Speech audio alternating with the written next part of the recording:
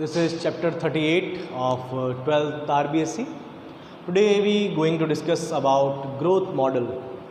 ये growth model NCERT की book में भी है, नीट के लिए भी इंपॉर्टेंट है, यहाँ पर भी दे रखे हैं.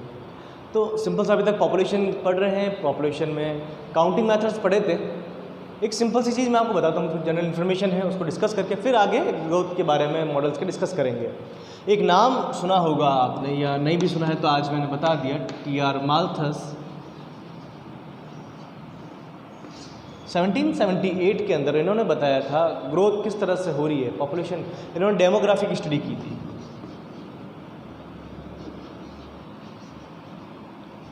डेमोग्राफी वर्ड कई जगह आपको पॉपुलेशन की जगह मिलता है. कई बार जहाँ पॉपुलेशन वर्ड होना चाहिए आप एक्सपेक्ट करते हैं कि यहाँ पर पॉपुलेशन वर्ड मिलेगा तो वहाँ डेमोग्राफी मिलता है. तो डेमोग्राफी और पॉपुलेशन में डिफरेंस क्या है? पॉपुलेशन की डेफिनेशन पता है आपको, सिंपल से पहले डिस्कस कर चुके हैं. Individuals of a species, individuals of a particular species at particular area particular time. तो किसी पर्टिकुलर टाइम पीरियड में पर्टिकुलर एरिया पर एक ही स्पीसीज़ के जो इंडिविजुअल्स हैं, जो मेंबर्स हैं, उनको पॉपुलेशन कहते हैं. अब यहाँ बात आती है डेमोग्राफी की. तो डेमोग्राफी भी यही है, पॉपुलेशन है, लेकिन उस पॉपुलेशन के लिए आगे फ्यूचर में क्या है, क्या रिसोर्सेज है, आगे उनकी क्या ग्रोथ होगी, उनके लिए कितने रिसोर्सेज बचेंगे, कैसे सर्वाइवल होगा, ये सारी जो स्टडी ये सब डेमोग्राफी के अंदर आती है. तो टी.आर. माल्थस ने ये बताया था कि जो पॉपुलेशन ग्रोथ हो रही है वो कुछ इस तरह से हो रही है.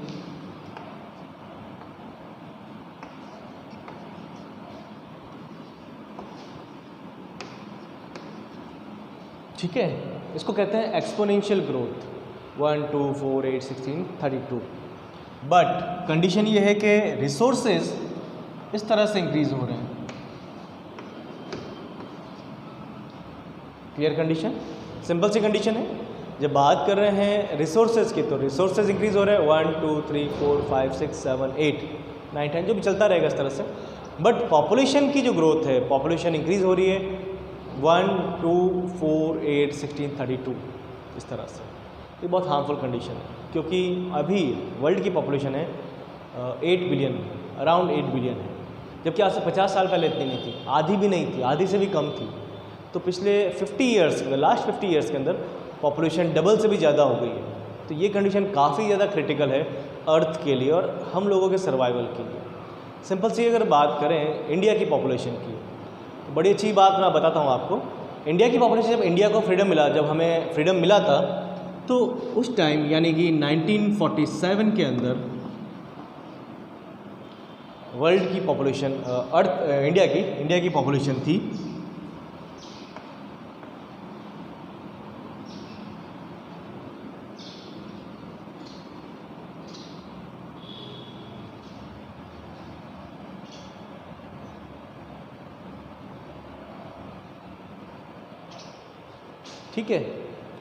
लगभग इतनी पॉपुलेशन थी इंडिया की जब फ्रीडम मिला था. इंडिया में इतने लोग थे 36 करोड़. ठीक है, तो 36 करोड़ पीपल इंडिया में प्रेजेंट थे at the time of independence और फ्रीडम. तो जब फ्रीडम मिला हमें उस टाइम 36 करोड़ पीपल थे. बट अभी अगर बात करें आज इंडिया की पॉपुलेशन कितनी है 70 साल बाद, तो 70 सालों में देश का कितना विकास हुआ, ये क्वेश्चन एक काफ़ी टाइम से पूछ रहे हैं कई लोग. तो उसका जवाब है कि अभी तक इंडिया में एक ही पीपल बढ़ा है, एक ही आदमी बढ़ा है, एक ही पर्सन बढ़ा है बस. पॉपुलेशन अगर हम बात करें, पॉपुलेशन की बात कर रहा हूँ, उस टाइम 36 करोड़ थी, अभी सिर्फ एक इंक्रीज़ हुआ है और वो एक यहाँ लगेगा. तो ये पॉपुलेशन है इंडिया की. हमने 100 करोड़ लोग बढ़ा दिए, 100 करोड़ 1 बिलियन पीपल इंक्रीज़ हुए हैं लास्ट 70 ईयर, अराउंड 70 ईयर के अंदर. तो लगभग 70 ईयर हुए हैं हमें इंडिपेंडेंस मिले हुए. तो 70 साल से कुछ टाइम हुआ है. तो उस टाइम पीरियड के अंदर हमारी पॉपुलेशन 1 बिलियन इंक्रीज़ हो गई है. तो वर्ल्ड की पॉपुलेशन 8 बिलियन है. 8 बिलियन के अंदर 1 बिलियन, तो मोर देन 1 बिलियन हम ही हैं और अगले कुछ सालों में 1.5 बिलियन होने वाले हैं. चाइना की पॉपुलेशन मानते हैं 1.5 बिलियन है. जब सेंसस हुआ था तो उस टाइम, हमारे यहाँ भी सेंसस लास्ट 2011 हुआ, अब नेक्स्ट ईयर होने वाला है. तो चाइना की पॉपुलेशन हमसे कुछ ज़्यादा है, लेकिन उनके लिए प्रॉब्लमेटिक कंडीशन नहीं है. प्रॉब्लमेटिक कंडीशन हमारे लिए है. चाइना के पास स्पेस बहुत ज़्यादा है, सिंपल सी कंडीशन, अगर आपके पास एक पेन है तो आपके पेन का जो पूरा एरिया है वो पूरा एरिया चाइना है, और उस पेन का जो कैप है, सिर्फ कैप, छोटा सा कैप है, और वो कैप जितना एरिया इंडिया के पास है, लैंड की बात कर रहा हूँ मैं, जबकि पॉपुलेशन में बहुत ज़्यादा डिफरेंस नहीं, ओनली 15 करोड़ का डिफरेंस है इंडिया और चाइना की पॉपुलेशन के अंदर। तो उनके पास एरिया बहुत ज़्यादा, हमारे पास नहीं है। तो कुछ इस तरह से, और जबकि हुआ क्या था, 1951 के अंदर India was the first country started family planning programme.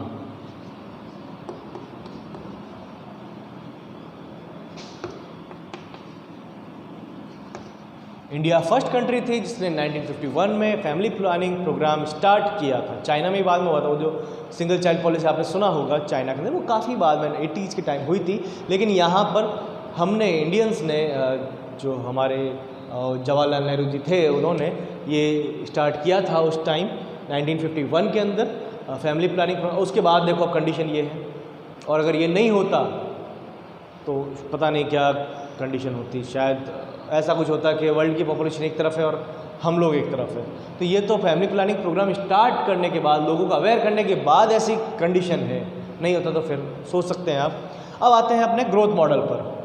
तो सिंपल सा यहाँ ग्रोथ मॉडल की बात करेंगे तो दो ग्रोथ मॉडल, दो टाइप के ग्रोथ मॉडल बन सकते हैं किसी भी पॉपुलेशन के लिए।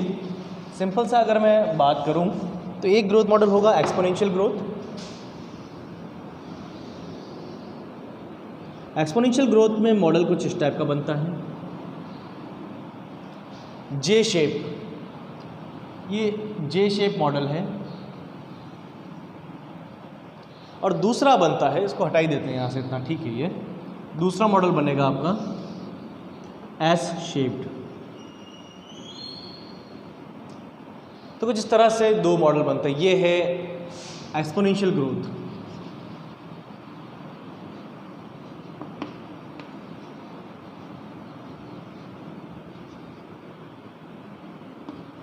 और ये है लॉजिस्टिक मॉडल।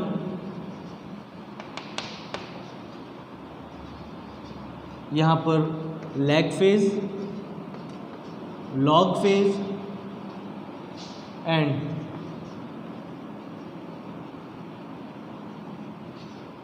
Stationary phase. यहाँ पर lag phase, log phase, stationary phase मिलती है। सिंपल सी कंडीशन है, बताता हूँ मैं आपको। ये ऐसी ग्रोथ एक्चुअल में एग्जिस्ट नहीं करती है। ये ग्रोथ का मतलब क्या है, सिंपल सा एक स्टोरी, छोटी सी कंडीशन दे रखी है एनसीईआरटी के अंदर, मैं बताता हूँ आपको। आरबीएससी में नहीं है लेकिन रिलेट है, दोनों ग्राफ दोनों के अंदर है, दोनों बुक्स में है। एक किंग था, उसका किंगडम था, उसके पास एक कोई गया और उसने कहा कि मुझे कुछ चाहिए। तो किंग ने कहा जो चाहे मांग लो। उस पर्सन ने कहा मुझे राइस का ग्रेन चाहिए। किंग ने कहा ठीक है, कितने चाहिए? उसने कहा एक चेस्ट जो होता है, उस चेस्ट के अंदर हर कॉलम के अंदर अप्रॉक्सीमेटली, जहाँ तक मुझे आइडिया है, इसमें 64 कॉलम्स होते हैं।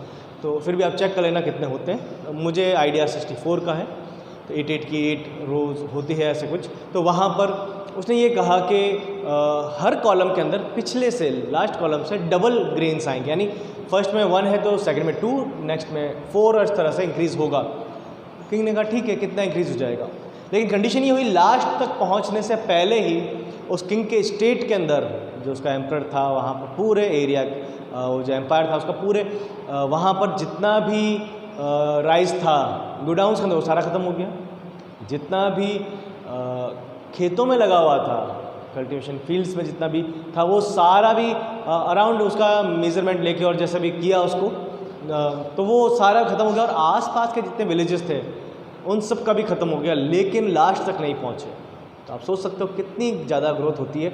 ये एक्सपोनेंशियल ग्रोथ है, जहाँ नंबर एवरी टाइम डबल हो रहा है। तो यहाँ पर यही तो हो रहा है। अब आप पैरामीशियम की बात सुने, पैरामीशियम का नाम सुना होगा। Paramecium can divide in every 72 hours.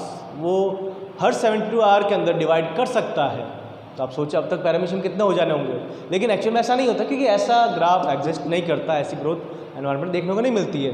Logistic model, जिसमें पहले नंबर धीरे धीरे इंक्रीज होता है, फिर एकदम से इंक्रीज होता है, उसके बाद में स्टेशनरी फेज आता है। जैसे आप एक ग्रासलैंड की बात करते हैं, ग्रासलैंड के अंदर एक डियर है, एक कपल है डियर का, उनके कुछ अभी नंबर कम है, उनका लैग फेज में है, उनका नंबर इंक्रीज़ हो रहा है, कुछ बच्चे हुए उनके, फिर उनके बच्चे बड़े हो रहे हैं, फिर उनमें भी कपल्स बने और उनके भी फिर मैटिंग हुई और उनमें भी बच्चे हुए। अब ऑफस्प्रिंग जब आई उनकी, तो फिर उनकी जो ऑफस्प्रिंग थी वो भी बड़ी हो रही है और उनके अब ऑफस्प्रिंग आ रही है। तो यहाँ पर अब लैग फेज से लॉग फेज, क्योंकि अब नंबर थोड़ा सा फास्ट इंक्रीज़ हो रहा है, लेकिन एक टाइम बाद में ये होगा कि जो फर्स्ट जनरेशन थी उनकी डेथ हो जाएगी, चाहे वो नेचुरल डेथ हो या कोई उनकी हंटिंग हो गई हो, प्रेडेशन हो गया, कुछ भी हुआ हो, लेकिन जैसे लायन होते हैं, प्रेडेटर्स होते हैं तो प्रेडेशन कर लेते हैं, तो इस तरह से उनकी डेथ हो गई।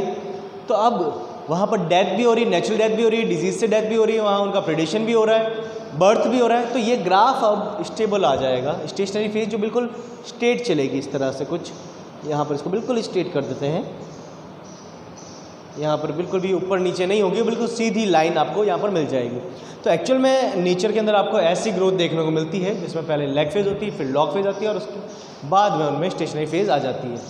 हाँ, ऐसी ग्रोथ देखने को मिल सकती है। अभी जो रेनी सीज़न है, तो आप देख सकते हैं कि रेनी सीज़न के अंदर जो सीजनल एनिमल्स हैं उनके अंदर मिल जाती है। जैसी बारिश आती है तो रात को रोड लाइट्स के सराउंडिंग आप देखो, इतने सारे इंसेक्ट, थाउजेंड्स में नंबर होता है, और बहुत सारे अगर लंबी रोड है और उसका सारी लाइट है तो मिलियंस में नंबर हो जाएगा उनका। इतने सारे इंसेक्ट्स एक ही रात के अंदर ग्रो करते हैं, तो ये जे शेप्ड उनका ग्राफ मिलेगा, क्योंकि फिर डिक्लाइन भी हो जाता है इसी तरह से। रीज़न क्या है, नेक्स्ट डे अगर बारिश नहीं हुई अगले 2 दिन 3 दिन और धूप तेज़ निकल रही है तो ये सारे डेड हो जाएंगे, कोई भी और रात में ही मर जाते हैं, सुबह तक भी नहीं बचते ये। तो इस तरह से यहाँ पर एक्सपोनेंशियल ग्रोथ भी कुछ सीजनल जो ऑर्गेनिजम्स उनमें देखने को मिलती है। और बाकी यूजुअली अगर बात करें तो लॉजिस्टिक मॉडल सबके लिए अप्लाई हो सकता है।